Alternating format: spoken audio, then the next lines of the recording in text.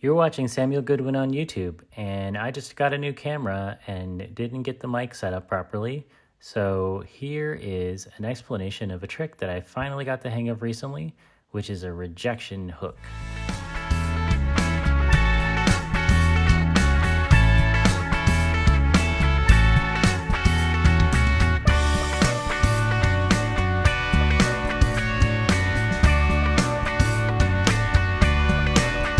Okay, so here is setting up for it. There's a couple ways to get into it, but the important detail is here, by the time you get to the end, you want to have your thumb behind that string that you want to reject and already kind of pulling it back towards you.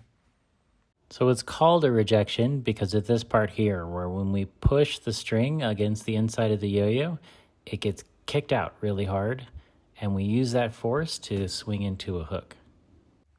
The hard part for me was that you have to pinch the string between your middle finger and your index finger right before you do the rejection. And if that slips, then you have no loop to do the hook with. Right after the string rejects, you can swing a loop around just like the same kind of motion you would do in a gunslinger mount and hopefully hook that on the yo-yo.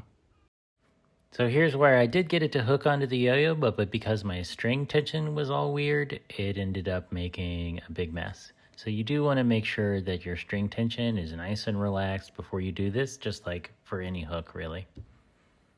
So here's what it looks like when it works. At this point, I can do it maybe 1 in 5 tries or so, as long as there's not too much wind or something weird or my string tension isn't weird. But I'm getting the hang of it. This was a trick that took me a couple weeks to get, and now I can do it most of the time. So yeah. So that's all for this week. Hopefully you had a nice weekend. You went outside, got some air, drink a bunch of water, get a little exercise, at least go for a walk or something. And we'll be back next week. See you.